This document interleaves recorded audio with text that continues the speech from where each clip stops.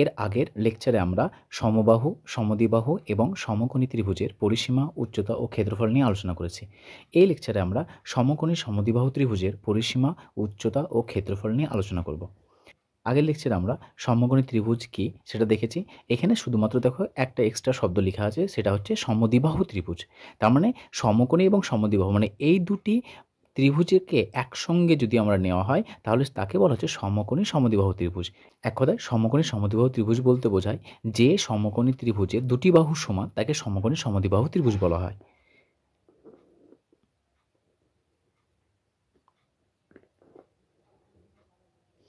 দেখো A B C যদি আমাদের সমকোণী ত্রিভুজ হয়, এটা হচ্ছে আমাদের 90 ডিগ্রি, তাহলে এটা একটা সমকোণী ত্রিভুজ। যদি আমাদের এই লম্বের মান আর ভূমির মান সমান হয় তাহলে এই সমকোণী ত্রিভুজকে আমাদের বলা হয় সমকোণী সমদ্বিবাহু ত্রিভুজ। তাহলে এ বি সি ত্রিভুজ এ বি সি সমকোণী ত্রিভুজের লম্ব বা উচ্চতার দৈর্ঘ্য সমান এবি এবং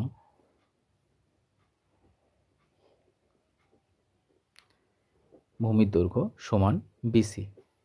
এই এবি সমান যদি বিসি হয় তাহলে সেই ত্রিভুজকে আমাদের বলা হচ্ছে সমকোণী সমদ্বিবাহু ত্রিভুজ। এবিসি একটা সমকোণী ত্রিভুজ। এই সমকোণী ত্রিভুজের এবি বাহুর দৈর্ঘ্য আর বিসি বাহুর দৈর্ঘ্য যদি সমান হয় তাহলে কে বলা হবে সমকোণী সমদ্বিবাহু ত্রিভুজ। আমরা জানি আগের লেকচারে আমরা দেখেছি সমকোণী ত্রিভুজের এবি হলো আমাদের লম্ব, এটাকে বলা হয় ভূমি, আর 90 ডিগ্রির সামনে যে বাহু রয়েছে সেই বাহুকে বলা হয় অতিভুজ। তাহলে প্রথমে আমরা ধরে নিই যে ধরি এ বি সি সমকোণী সমদ্বিবাহু ত্রিভুজের লম্ব সমান ভূমি দৈর্ঘ্য সমান এ একক। তার মানে এর মান যা হবে এর মানও তাই হবে, এবং অতিভুজের মান ধরে নিলাম বি।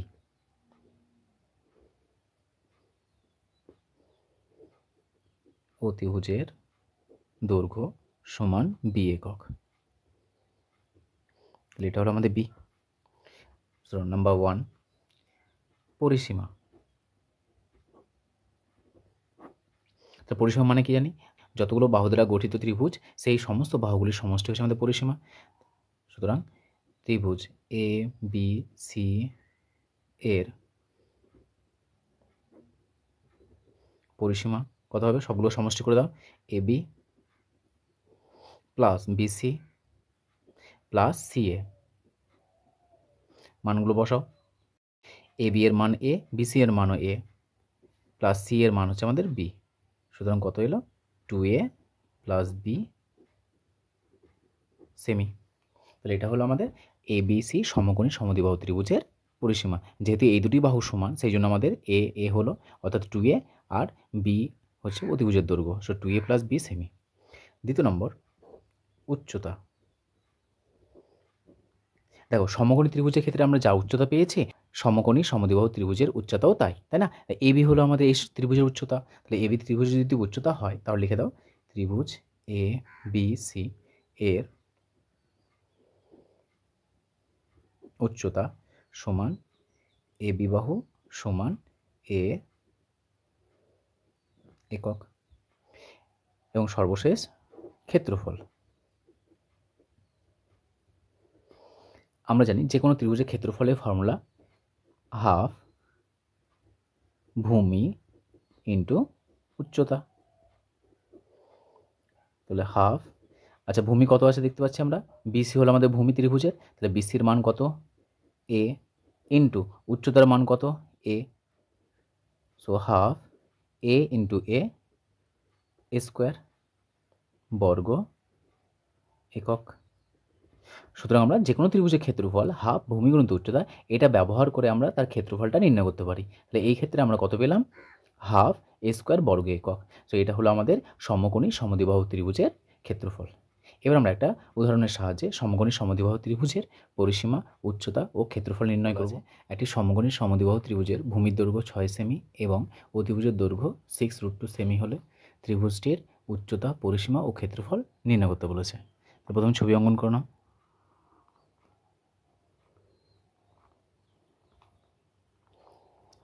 এ বি সি, তাহলে এবিসি হলো আমাদের সমকোণী সমদ্বিবাহু ত্রিভুজ। যেহেতু বলেই দিয়েছে আমাদের সমকোণী সমদ্বিবাহু ত্রিভুজ, সুতরাং দেখো ভূমি আর লম্বের মান কিন্তু সমান। তার মানে এই ভূমির মান বলে দিয়েছে 6 সেমি, তাহলে এটাও যদি 6 সেমি হয় তাহলে অটোমেটিকভাবে আমাদের কী হবে, এবি এই লম্বের মানও আমাদের 6 সেমি হবে, যেহেতু সমকোণী সমদ্বিবাহু ত্রিভুজ বলে দিয়েছে। আর অতিভুজের মান বলে দিয়েছে কত, 6√2 সেমি। তার প্রদত্ত করে লিখে নাও। প্রদত্ত এ বি সি সমকোণী সমদ্বিবাহু ত্রিভুজের এ বি সমান বিসি সমান 6 সেমি এবং এসি সমান 6√2 সেমি। প্রথম আমরা পরিসীমা নির্ণয় করব। তাহলে পরিসীমা কত হবে, সমস্ত বাহুগুলোর সমষ্টি ত্রিভুজ এ বি সি এর পরিসীমা সমান এ বি বাহু প্লাস বিসি বাহু প্লাস সি এ বাহু, মানগুলো বসাও। 6 + 6 + 6√2, এই দুটো হচ্ছে আমাদের মূলদের সংখ্যা 6 6, তাহলে 12 + 6√2, এটা হচ্ছে অমূলদের সংখ্যা। এখানে যদি কমন কিছু আসছে নিয়ে নাও। কমন কি আসছে আমাদের, 6 কমন আসছে, 6, এখানে থাকছে আমাদের 2 + √2 সেমি। তাহলে এটা পেলাম আমরা এবিসি সমকোণী সমদ্বিবাহু ত্রিভুজের পরিসীমা। দ্বিতীয় নম্বর, উচ্চতা। ত্রিভুজ এ বি সি এর উচ্চতা সমান এবি যেটা আছে সেটা হচ্ছে আমাদের এবিসি ত্রিভুজের উচ্চতা। সো এবি সমান 6 সেমি। 3 নম্বর, ক্ষেত্রফল।